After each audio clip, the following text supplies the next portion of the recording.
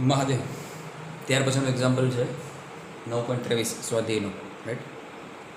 આ દાખલો વાસ્તવમાં બહુ ઇમ્પોર્ટન્ટ છે, કારણ કે ઘણા વિદ્યાર્થીઓને રેગ્યુલર લિનિયર મેગ્નિફિકેશન અને કોણીય મોટવણ એટલે કે એંગ્યુલર મેગ્નિફિકેશનમાં તફાવત ખબર નથી, એની બારીકાઈ ખબર નથી. તો આ એક્ઝામ્પલની મદદથી તમને બે વચ્ચેનો બેઝિક ડિફરન્સ કહેવાશે, રાઈટ. રકમની શરૂઆત કરીએ તો ટેક્સ્ટ બુકમાં નાનકડી ભૂલ આપી છે, એ સુધાર નાખજો. લેન્સની કેન્દ્ર લંબાઈ 10 સેન્ટીમીટર છે, ચોપડીમાં નામ લખેલું છે. 1 mm² ચોરસોમાં વિભાગેલા એક સમતલ ટુકડાને, એક સમતલ ટુકડો છે એને આપણે નાના નાના ચોરસમાં વિભાજિત કરેલો છે, અને એ વસ્તુમાં જે ચોરસ છે એનું ક્ષેત્રફળ 1 mm² આપેલું છે, 1 mm બાય 1 mm, રાઈટ. હવે આ ટુકડાને 10 સેન્ટીમીટર કેન્દ્ર લંબાઈના અભિસારી લેન્સ વડે જોવામાં આવે છે. એનો મતલબ એક સાદો બહિર્ગોળ લેન્સ છે, રાઈટ. આપણે દેશી ભાષામાં કહીએ તો બિલોરી કાચ. એ બિલોરી કાચથી મદદથી આપણે આ રીતે એ ચોરસના ટુકડાઓને જોઈએ છે, રાઈટ. આ લેન્સ ટુકડાથી 9 સેન્ટીમીટર દૂર આંખને અત્યંત નજીક રાખેલો છે.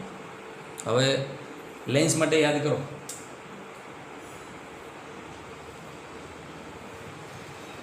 તમારો બિલોરી કાચ અથવા સાદો માઇક્રોસ્કોપ કઈ રીતે કાર્ય કરે?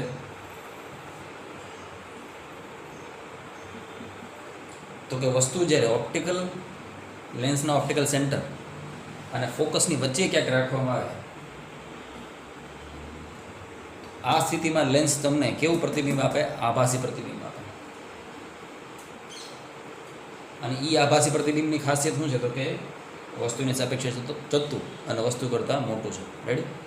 તો લેન્સની કેન્દ્ર લંબાઈ 10 આપી છે અને વસ્તુ 9 સેન્ટીમીટર, એટલે થઈ ગયું CMF ની વચ્ચે, રેડી. એટલે સ્વાભાવિક છે પ્રતિબિંબ જે મળવાનું છે એ કેવું મળવાનું છે? આભાસી મળવાનું છે, રાઈટ. આ દાખલામાં તમને ઘણા બધા પોઈન્ટ શીખવા મળશે. આ 23, 24 અને 25 એ એકબીજા સાથે સંકળાયેલા દાખલા છે. 3 દાખલા વ્યવસ્થિત થઈ ગયા એટલે JEE નીટમાં પણ તમારા કોન્સેપ્ટ ક્લિયર થઈ જાય, NCERTના પણ બધા કોન્સેપ્ટ ક્લિયર થઈ જાય. એટલે વ્યવસ્થિત આ વિડીયોને જોજો. તો 3 પાર્ટને લાઈનમાં ગણું છું. પહેલાં પાર્ટ એની જ મેં રકમ લખી છે. લેન્સની મોટવણી શોધો, અને પછી બીજો પાર્ટ છે એની ચર્ચા પછી કરીએ. પહેલાં આ જોઈએ લેન્સની મોટવણી. લેન્સની મોટવણીનું સૂત્ર તમને ખબર છે, મેગ્નિફિકેશન સિમ્પલ, M=V/U. U આપેલું છે, ગોતવાનું શું છે? V. પ્રતિબિંબ અંતર મળી જાય એટલે મોટવણી મળી ગઈ. તો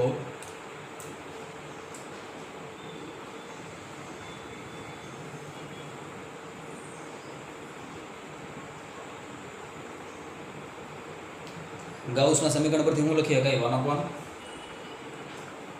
= 1/V - 1/U લખાય, રાઈટ. કિંમત મૂકી દઈએ.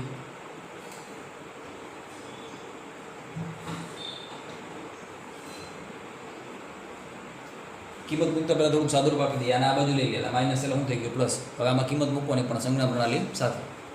કિંમત મૂકો તો શું થાય? કેન્દ્ર લંબાઈ છે 1/+10, વસ્તુ અંતર શું છે? -9.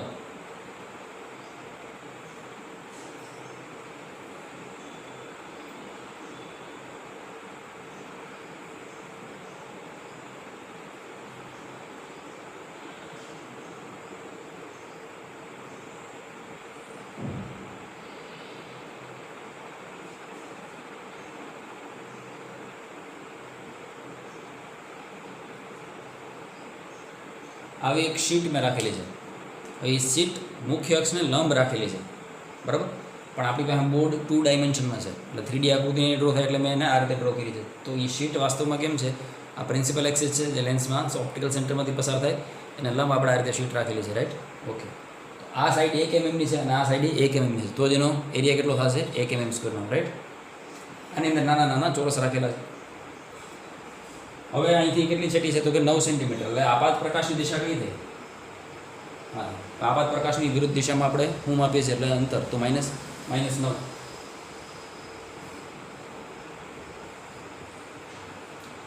લસા કેટલો હશે? 90. સામે ગુણી દે એટલે શું થાય?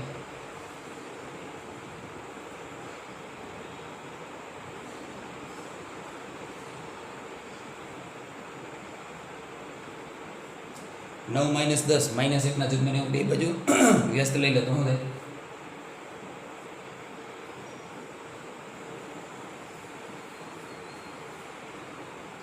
વી બરાબર -90 સેન્ટીમીટર મળી ગયું. રેડી?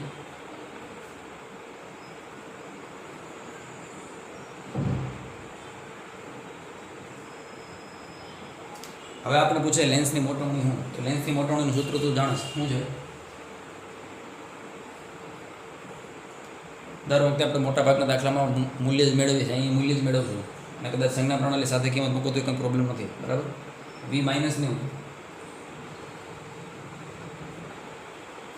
અને યુ -9, કારણ કે બે આપણે કઈ દિશામાં માપશું? આપાત પ્રકાશની વિરુદ્ધ દિશામાં. આ માઇનસ આવ્યોનો મતલબ શું થયો? વી માઇનસ આવ્યોનો મતલબ કે પ્રતિબિંબે આપણે આપાત પ્રકાશની વિરુદ્ધ દિશામાં માપીએ તો જ માઇનસ આવે. રેડી?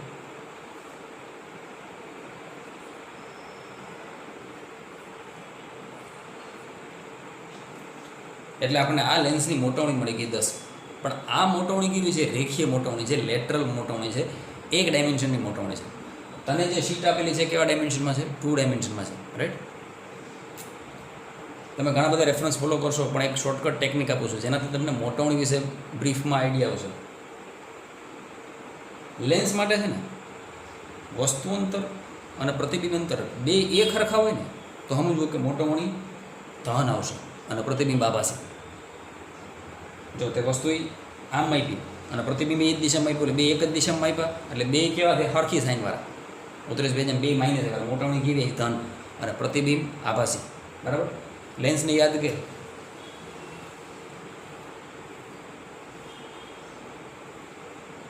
વસ્તુ અહીંયા છે ને એનું વાસ્તવિક પ્રતિબિંબ મળતું હોય તો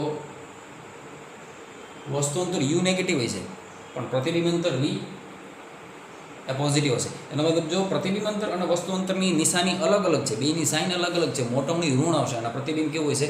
વાસ્તવિક છે. યાદ રાખજે.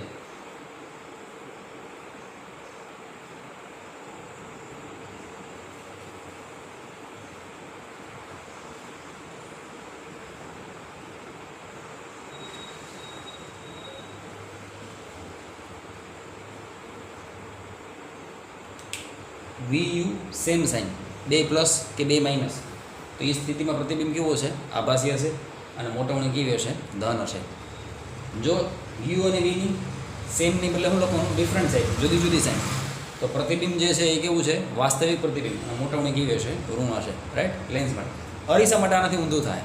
અરીસામાં જો બેની સાઇન સેમ હોય, દાખલા તરીકે અરીસો છે,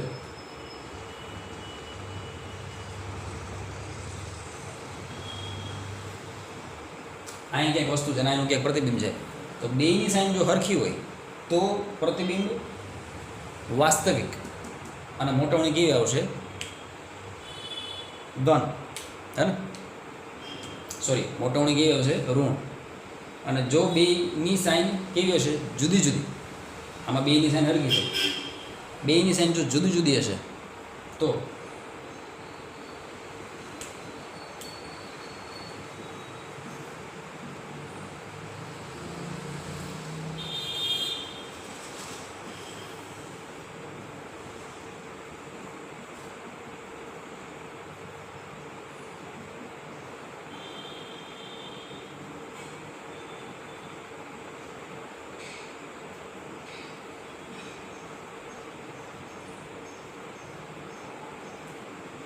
કારણ કે મોટવણી ઋણ હોય એટલે સ્વાભાવિક છે કે પ્રતિબિંબ વાસ્તવિક જ હોય તો જ મોટવણી ઋણ હોય. રાઈટ?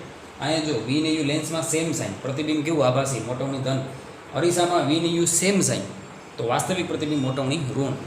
લેન્સમાં વી ને યુ બે ઓપોઝિટ સાઇન, વી અને યુ બે ઓપોઝિટ સાઇન,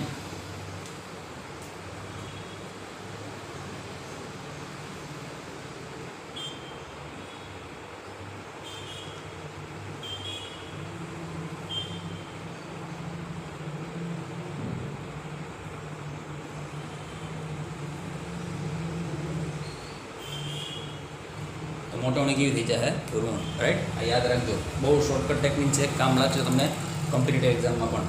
રાઈટ? તો આ બધા ફંડા થિયરી પરથી શીખવા જેવા છે. હવે બીજો પાર્ટ આપણે એવું પૂછે કે ટુકડાના આભાસી પ્રતિબિંબમાં દરેક ચોરસનું ક્ષેત્રફળ શોધો. રાઈટ? તો વિડીયોને પોઝ કરી અને આ નોંધ વ્યવસ્થિત લખી નાખજે. રાઈટ? અરીસા માટે બીજી નોંધ નથી લખી તો તારી જાતે લખી નાખજે કે એમાં શું હશે? તો કે વી ને યુ ઓપોઝિટ સાઇન, એનો મતલબ કે વી અને યુ અલગ અલગ સંજ્ઞાના છે તો શું થાય? પ્રતિબિંબ આભાસી થઈ જાય અને મોટવણી કેવી થઈ જાય? ધન. રાઈટ.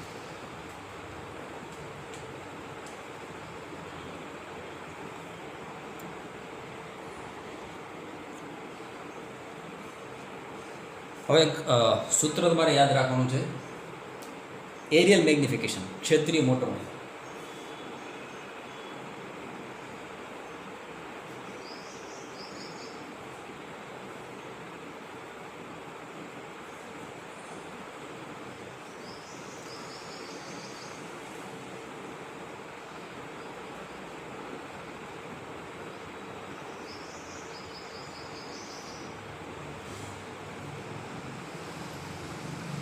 સૂત્ર છે એરિયા ઓફ ઇમેજ ના છેદમાં એરિયા ઓફ ઓબ્જેક્ટ, એટલે કે પ્રતિબિંબનું ક્ષેત્રફળ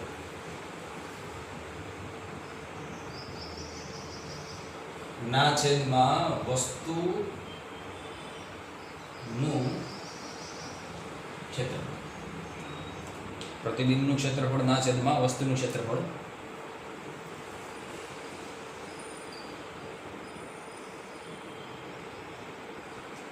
આટલી વસ્તુ લાઈનમાં યાદ રાખજો. સાબિતી એની ઇઝી છે, હમણાં સાબિત કરાવી દો અને પ્રેક્ટિકલી સમજવાનો પ્રયત્ન કરજો.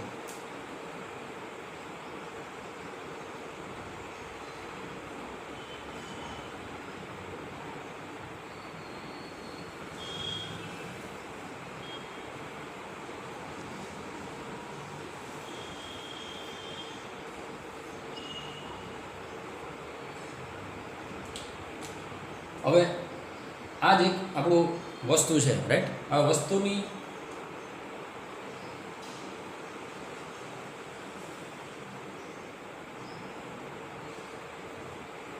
આ જે સાઈડ છે એને એક્સ કહી દઈએ, રાઈટ, અને ઊભી જે સાઈડ છે એને વાય કહી દઈએ. તો વસ્તુનું ક્ષેત્રફળ કેટલું થાય? આ શીટ દાખલા તરીકે મેં રાખી છે, એ ક્યાં રાખી છે? તો કે સી અને એફની વચ્ચે રાખી છે, રાઈટ. તો સ્વાભાવિક પ્રતિબિંબ કેવું મળવાનું? આ પાસે ઉતરેશ ભેજામાં, રાઈટ. તો વસ્તુનું ક્ષેત્રફળ કેટલું થાય?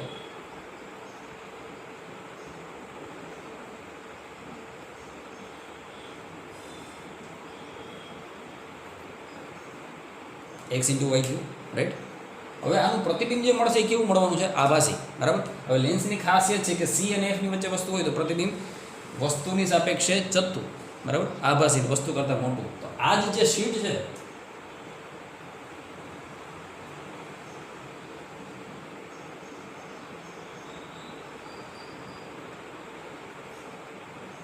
આવી મોટી દેખાય, બરાબર. તો ધારી લે કે હવે જે આ માપ હતું એ એક્સ ડેશ થઈ ગયું અને આ જે માપ હતું એ શું થઈ ગયું? Y dash. તો હવે પ્રતિબિંબનું ક્ષેત્રફળ કેટલું થાય?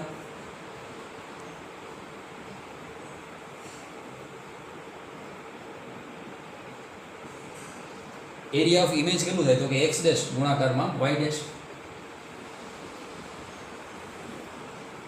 ક્ષેત્રફળનું સૂત્ર તો આવડે, લંબાઈ ગુણાકારમાં પહોળાઈ. 2 ડાયમેન્શનમાં જે પાતળી શીટ છે એટલા માટે, રાઈટ. તો વસ્તુનું ક્ષેત્રફળ ખબર પડી ગઈ, પ્રતિબિંબનું ક્ષેત્રફળ ખબર પડી ગઈ. હવે સીધું સૂત્ર માર ગયું, મોટવણી, ક્ષેત્રીય મોટવણી, એરિયલ મેગ્નિફિકેશન. શું છે સૂત્ર?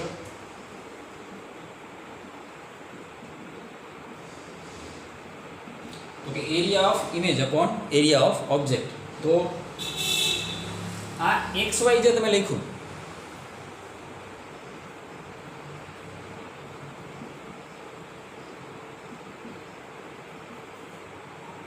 આજે એક્સ વાય લખ્યું, જે એક્સ ડેશ વાય ડેશ લખ્યું, એમાં ધ્યાનથી જુઓ એક્સ ડેશ અને એક્સ વચ્ચેનો સંબંધ શું છે? કોઈ વિદ્યાર્થી કહે કે એક્સ અને એક્સ ડેશ વચ્ચેનો સંબંધ શું છે? તમે લિનિયર મેગ્નિફિકેશન, શું કહે, લિનિયર રેખીય મોટવણી તમે શીખી ગયા. લિનિયર મેગ્નિફિકેશન, આ 5 સેન્ટીમીટરની પેન છે. હવે આનું પ્રતિબિંબ આનાથી 10 ગણું મોટું છે. એનો મતલબ શું થયો? 5 ગુણાકારમાં 10, એટલે કે આ જે વસ્તુ હતી 5 સેન્ટીમીટરની એ 50 સેન્ટીમીટરની દેખાય. એ ક્ષેત્રીય મોટવણી થઈ. તો અહીંયા ક્ષેત્રીય મોટવણી, સોરી, લિનિયર મોટવણી, રેખીય મોટવણી બે બાજુમાંથી લાગુ પડશે. એમમાંથી લાગુ પડશે, સોરી, એક્સમાંથી અને વાયમાંથી લાગુ પડશે. એનો મતલબ કે એક્સ ડેશ છે એ વાસ્તવમાં કેટલી મોટી હશે? તો હમણાં જ આપણે લેન્સની મોટવણી ગોતી એની પહેલાંના પાર્ટમાં. કેટલી? વી બાય યુ વાળો આન્સર ન જોયો? 90/10 મોટવણી કેટલી આવતી? 10 યાદ છે, રાઈટ. તો એનો મતલબ શું થયો કે આ જે એક્સ છે એ કેટલા ગણું મોટું થાય? તો કે એમ ગણું મોટું થાય. મેં એનું ઉદાહરણ આપ્યું કે 5 સેન્ટીમીટરની પેન છે, રાઈટ. એની મોટવણી 10 છે. દાખલા તરીકે આનું આપણે એક લેન્સમાં રાખ્યું અને આનું પ્રતિબિંબ આપણે 10 ગણું મોટું મળ્યું, એની મોટવણી થઈ. તો આ જે 5 સેન્ટીમીટરની પેન હતી એ 50 સેન્ટીમીટરની દેખાય. એટલે 5 ગુણાકારમાં 10 50 થાય. તો ધ્યાનથી જો આ એક્સ ડેશ છે એ કેટલું હોવું જોઈએ, એમ ઇન્ટુ એક્સ જેટલું, હે ને? જેટલી મોટવણી છે, દાખલા તરીકે હું મોટવણી 5 છે તો આ 1 સેન્ટીમીટરની છે ને એક્સ, તો એનું પ્રતિબિંબ 5 સેન્ટીમીટરની આ સાઈડ થઈ જાય. અને વાય 1 સેન્ટીમીટર છે તો વાય ડેશ કેટલું થઈ જાય? તો કે 5 સેન્ટીમીટર. રેડી?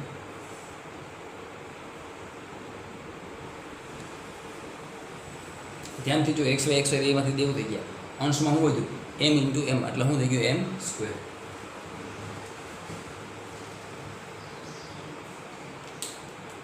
એક સિમ્પલ વસ્તુ સમજો. દાખલા તરીકે મારી પાસે એક એક વિચારો કે 10ની નોટ છે તમારી પાસે, બરાબર? અને 10ની નોટ લંબચોરસની ચોરસ છે. હવે ક્ષેત્રીય મોટવણી હવે તમારે એને ખેંચીને મોટી કરવાની છે, તો કાંઈ એક બાજુ તો મોટી નહીં થાય, આખી યુનિફોર્મ મોટી થાય. જેટલું આ બાજુની લંબાઈ વધશે એટલી જ આ બાજુની લંબાઈ વધશે. તો એક્સ અને વાય એ વસ્તુની ઓરિજિનલ સાઈડ હતી. હવે જે એક્સ ડેશ અને વાય ડેશ મળી એ મોટી થઈને મળશે, પણ બે બાજુ કેવી થાય? હરખી મોટી થાય. અને હરખી મોટવણી એટલે કેના જેવી? તો કે એની જે રેગ્યુલર મોટવણી છે, એની જે રેખીય મોટવણી છે, એનું જે લિનિયર મેગ્નિફિકેશન છે એ બે બાજુમાં તો લાગુ પડશે. રાઈટ? હું એમ કહું કે 10ની નોટ આ બાજુ 1 સેન્ટીમીટરની છે, આ બાજુ 1 સેન્ટીમીટરની છે, આ બાજુ 2 ને આ બાજુ 2. મોટવણી 5 થઈ, મોટવણી 5 છે તો આ બાજુની સાઈઝ 5 ગણી થઈ જાય, એમ આ બાજુની સાઈઝ કેવી થઈ જાય? 5 ગણી થઈ જાય. રેડી? એટલે એક્સ ડેશ અને એક્સ વચ્ચેનો સંબંધ શું? તો કે એક્સ ડેશ બરાબર હું લખી શકાય? M into x.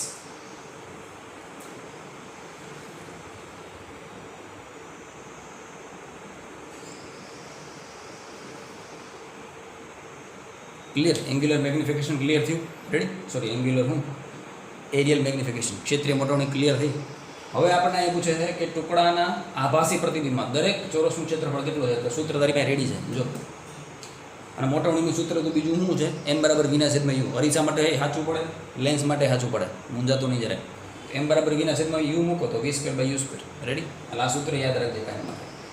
ક્ષેત્રીય મોટવણી શું કે પ્રતિબિંબનું ક્ષેત્રફળ ના છેદમાં વસ્તુનું ક્ષેત્રફળ બરાબર m².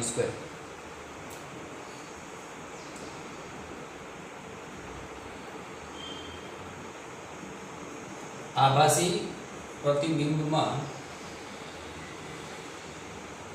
દરેક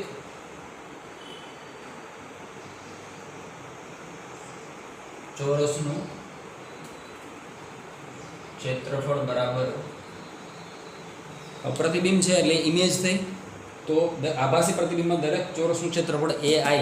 આના પરથી AI ને કરતા બનાવો તો શું થાય? m² into AO.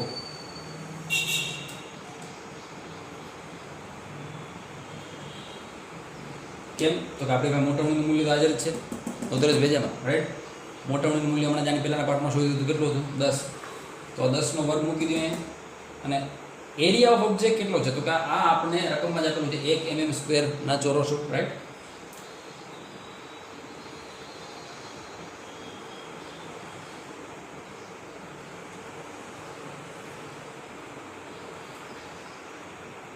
એટલે પાર્ટ એનો બીજો આન્સર આવી ગયો. હું તો કે 100 mm².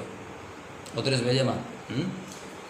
ક્ષેત્રીય મોટવણી આ આકૃતિ બેસ્ટ છે સમજવા માટે. ખાલી તારે એ સમજવાનું છે એક્સ અને વાયમાં શું ફેરફાર થયો? તો કે એક્સ અને વાય ડેશ થઈ ગયા. અને એ કેટલા ખેંચાણા? તો કે જેટલું એક્સ મોટવણી રેખીય મોટવણી થાય એક્સમાં, એટલી જ રેખીય મોટવણી વાયમાં જોવા મળશે. ઓરસ ચોરસ વધશે, બે વધશે. રેડી? કેટલા ગણું? તો કે એ મોટવણી પર આધારિત છે. મોટવણી 10 છે તો બે સાઈડ અને 10 ગણી કરી દે. મોટવણી 5 હોત તો બે સાઈડ 5 ગણી કરી દે. અહીંયા 10x લખ્યું ની જગ્યાએ 5x લખે. રેડી? હવે હું આનો પાર્ટ બી ગણું છું.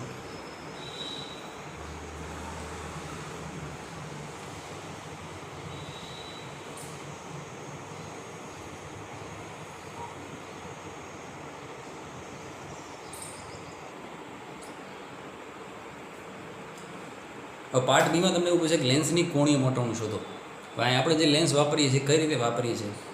તો કે એક બહિર્ગોળ લેન્સ ને મતલબ સાદા માઇક્રોસ્કોપની જેમ વર્તીએ છીએ. કેમ? પણ વસ્તુ આપણે ક્યાં રાખીએ? F અને C ની વચ્ચે. અથવા કોઈ પણ લેન્સ માટે તમારે કોણીય મોટવણી સમજવી હોય, એનું એકદમ બેઝિક ફંડામેન્ટલ સમજવું હોય તો એક વસ્તુ સમજો. લિનિયર મેગ્નિફિકેશન છે એ એક ડાયમેન્શનની વાત છે, હે ને? કે દાખલા તરીકે મેં કીધું ને કે એક્સમાં વધારો થાય, રાઈટ? વાયમાં વધારો થાય. ક્ષેત્રીય મોટવણી જોઈએ એક્સ અને વાયમાં સાથે વધારો. પણ જ્યારે ઓબ્જેક્ટ 3 ડાયમેન્શનમાં છે, રાઈટ? આપણાથી ઘણો દૂર છે. આપણે રિયલ લાઈફમાં જે ઓબ્જેક્ટ એટલે ડીલ કરી બધે 3 ડાયમેન્શનના ઓબ્જેક્ટ છે, રાઈટ? તો ત્યાં આપણે કોણીય મોટવણીનો ઉપયોગ કરીએ છીએ. હવે શબ્દોને સમજો, કોમ્પિટિટિવ એક્ઝામમાં ખાસ મોટો શક્તિ છે ને એ મેગ્નિફાઈંગ પાવર છે.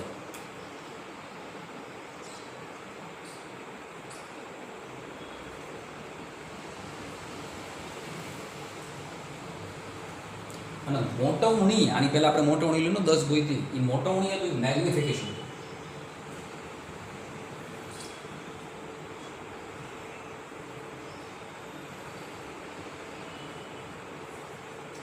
કે જે સિમ્પલ વસ્તુને મોટી કરીને દેખાડે. મોટવણી 5 છે તો વસ્તુને 5 ગણી કરીને દેખાડે. 5 સેન્ટીમીટરની વસ્તુ છે, મોટવણી 5 છે તો પ્રતિબિંબ 25 સેન્ટીમીટરનું મળે. That's it. એ મોટવણી મેગ્નિફિકેશન. પણ લેન્સ આવે ને તો લેન્સ માટે મેગ્નિફાઈંગ પાવર હોય, મોટો શક્તિ. હવે આ વસ્તુ શું છે એક વસ્તુ સમજો.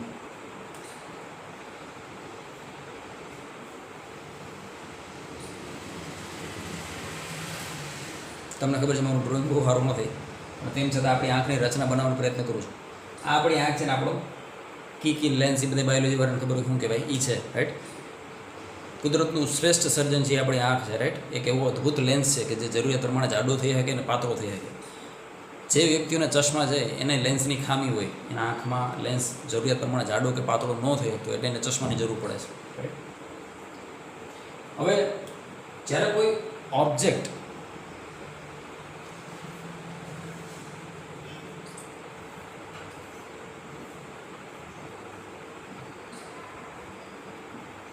આ છે રેટિના, અને રેટિના એક પ્રકારની એક પડદો છે કે જ્યાં આપણે પ્રતિબિંબને ઝીલીએ છીએ. થિયેટરમાં કેમ પડદો હોય, ત્યાં પ્રતિબિંબને ઝીલીએ હે ને, આપણી આંખમાં રેટિનામાં એ પ્રતિબિંબ ઝીલે. હવે ઓબ્જેક્ટ જેમ દૂર છે એમ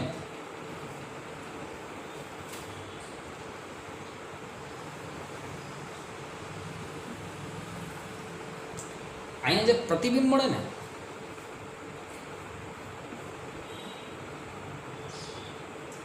વસ્તુ અહીંયા આવી હોય ને તો તારે રેટિનામાં આવું પ્રતિબિંબ મળે રાઈટ. તો જેમ વસ્તુ છેટી છે એની પ્રતિબિંબ કેવું બને, નાનું બને. એનો મતલબ એંગલ નાનો. પણ જેમ વસ્તુ નજીક આવતી જાય, દાખલા તરીકે આ જ વસ્તુ મેં અહીંયા રાખી દઉં,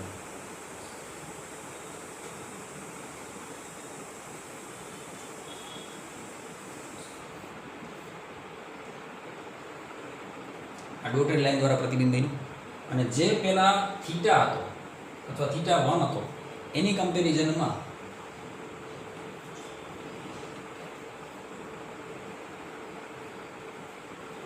θ2 જો મોટો બન્યો, ઉતરે ભાઈનો θ1 જે હતો એની કમ્પેરિઝનમાં θ2 કેવો બન્યો, મોટો બન્યો. એનો મતલબ કે વસ્તુ જેમ મારી આંખની નજીક આવતી જાય એનું પ્રતિબિંબ એકદમ વસ્તુ આપણને સ્પષ્ટ દેખાતી જાય. ઉત્તરેશભાઈ જેમ આ આકૃતિને કાયદેસર સમજ જતું રેડી. ઓકે, હવે પેલા આ પેન બહુ દૂર છે, દેખાય છે ને, આ પેન બહુ દૂર છે રેડી. તો જેમ જેમ જેમ જેમ પેન મારી નજીક આવતી જાય એમ ક્લેરિટી વધતી જાય વસ્તુની રેડી. પણ એની એક મર્યાદા છે. આમ હું નજીક આવું તો ક્યાં સુધી નજીક લેતો હોઉં, મારા આંખના લેન્સની ક્યાં સુધી નજીક લેતો હોઉં. તો વૈજ્ઞાનિકોએ એવું એવું જોયું કે એક અંતરથી વધારે જો આપણે પેનને નજીક લેવશું ને તો આપણી આંખમાં તણાવ પેદા થાય, આપણે જોવાની મજા નહીં આવે. પિક્ચર મોટું થતું જાય પણ જોવાની મજા નહીં આવે રાઈટ. આપણે આંખ, તમે ટ્રાય કરો ને, નવરાત છો કે આમ વસ્તુને લઈ આવજો, આંખો ખેંચાવા માંડશે. તો એક એવું ડિસ્ટન્સ નક્કી કરવામાં આવ્યું કે જો ન્યા વસ્તુ હોય ને તો આપણે કમ્પ્લીટ દેખાય, અને એ સામાન્ય મનુષ્ય માટે છે 25 સેન્ટીમીટર. ઉત્તરેશભાઈ જેમાં તો નજીક લેવાથી ખૂણો મોટો થાય, θ2 ઇઝ ગ્રેટર દેન θ1. એના માટે પ્રતિબિંબી મોટું મળ્યું, મસ્ત દેખાવાનું, મતલબ ખ્યાલ આવે, કાયદેસર ચોખ્ખું દેખાય છે રેડી. સારું, પણ એને બહુ નજીક લેવી શકાતું નથી. એને ક્યાં સુધી તમે વધારે નજીક લાવી શકશો તો કે ડી સુધી, નજીક બિંદુ, નિયર પોઈન્ટ. અહીંયા કેટલું છે 25 સેન્ટીમીટર રેડી. તો હવે વૈજ્ઞાનિકોએ શું બુદ્ધિ મારી કે પહેલાં તમે વસ્તુને નરી આંખે 25 સેન્ટીમીટર રાખીને જોઈ લો, એ તમને કેવી દેખાય છે. તો હું આકૃતિમાં પાછો ફેરફાર કરું છું.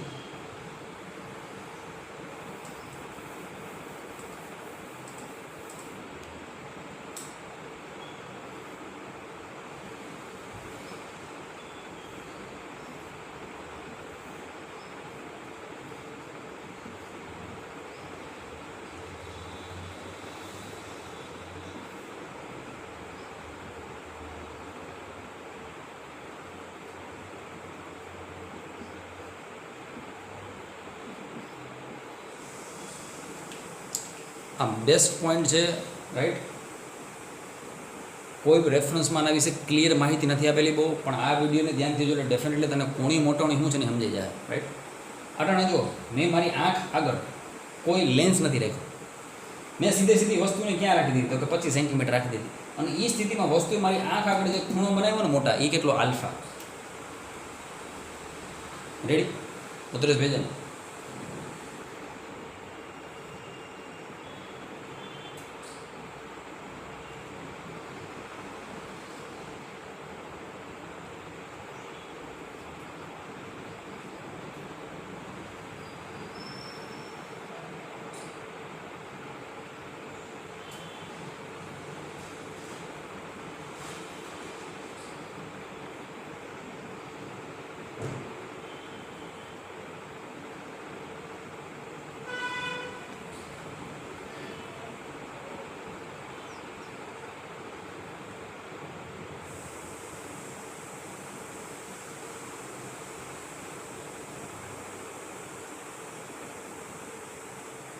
કાયદેસર ચોખવટથી બેસ્ટ વ્યાખ્યા લખેલી છે. પ્રતિબિંબે આંખ આગળ અંતરેલો ખૂણો લેન્સ સાથે, લેન્સની મદદથી વસ્તુએ આંખ આગળ અંતરેલો ખૂણો નરી આંખે, એ આપણે કહી દીધો આલ્ફા. આ સ્થિતિમાં ઉતરેશ પેજમાં હવે ધ્યાનથી અમે આકૃતિ કાઢી નાખું. આ બોર્ડ નાનું છે ને એટલે હું આ અગર આકૃતિ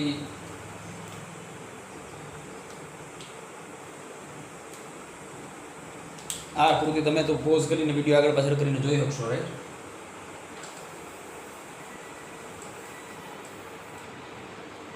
હવે આપણે એ એક ખબર છે કે જો આપણે લેન્સ વાપરીએ અને લેન્સ દ્વારા વસ્તુને મોટી જોવી હોય તો ક્યાં રાખવી જોઈએ વસ્તુને? તો કે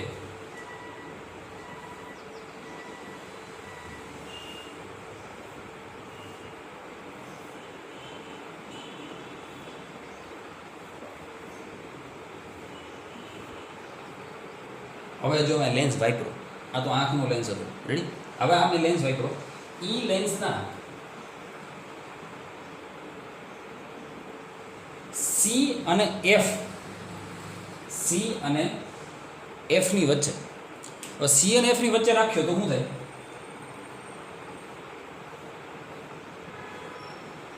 આ વસ્તુ તમે સી અને એફની વચ્ચે રાખો તો સ્વાભાવિક છે એનું પ્રતિબિંબ કેવું મળશે? વસ્તુની સાપેક્ષે ચત્તુ, આભાસી અને વસ્તુ કરતાં મોટું. એટલે સ્વાભાવિક છે વસ્તુ મોટી થઈ ગઈ, ક્લિયર દેખાવાનું છે.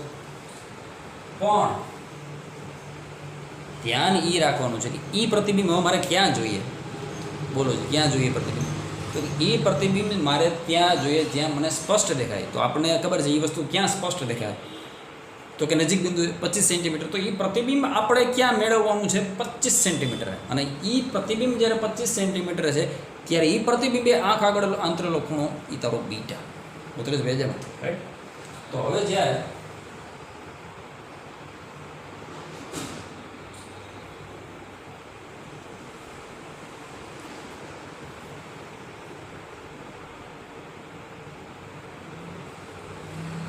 આ રહ્યો તારો બીટા, ઉતરેશ ભેજામાં, આ તારો બીટા, આ તારો પ્રતિબિંબ. તો આ પ્રતિબિંબ ક્યાં છે?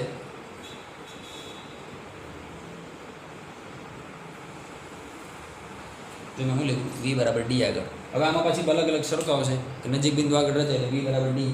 અહીંયા તમારી આંખો સ્ટ્રેન રહેશે, રિલેક્સ નહીં રહે. રિલેક્સ જોતું હોય તો આ જ પ્રતિબિંબ ક્યાં લઈ જવું પડે?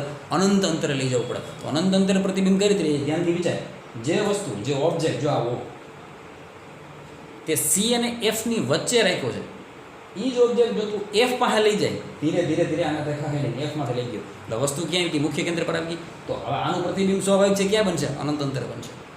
ઉતરેશ ભેજામાં. કારણ કે આના બધા પ્રકાશના કિરણનો લેન્સ ભેગા નહીં કરીએ, ખાલી પાછળ લંબાવશું. પાછળ લંબાવશું એટલે ક્યાં જાય? અનંત અંતરે જાય. ઉતરેશ ભેજામાં, રાઈટ.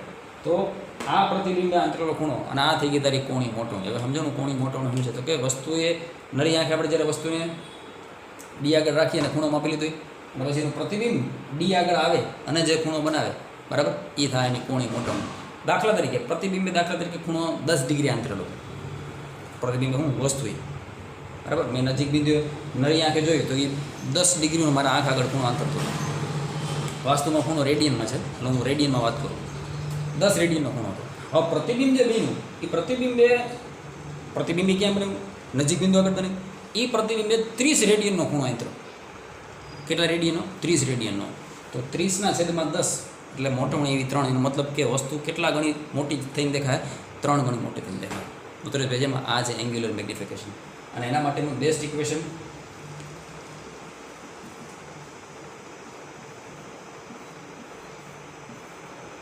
આ તો શીખાતા. પછી સાદા માઇક્રોસ્કોપની મેં તમને શીખવાડ્યું કે એ મોટવણીનું સૂત્ર શું હતું?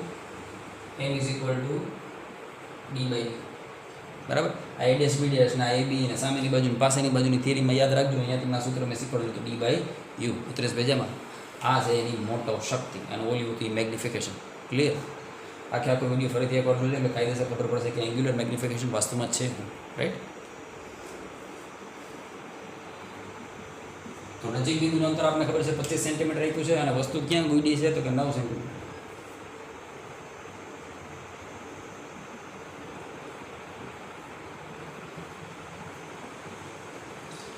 એટલે મોટવણી થઈ ગઈ તારી 2.8. સોરી, મોટવણી હું લેન્સની કોણી મોટવણી, હા કોણી મોટવણી અને મોટો શક્તિ એટલે થઈ ગઈ 2.8. હવે પાર્ટ સીમાં એવું પૂછ્યું છે, પાર્ટ એમાં મેળવેલ કોણીય મોટવણી અને બીમાં મેળવેલ કોણીય મોટવણી એટલે કે મોટો શક્તિ સમાન છે? Question mark. સમજાવો. બરાબર. તો પાર્ટ સી હું આમાં જ લખી નાખું ના.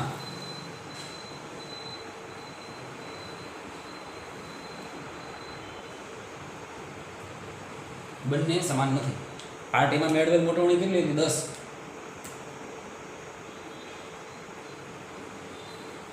અને એ મોટવણીનું સૂત્ર શું હતું? ધ્યાનથી જો.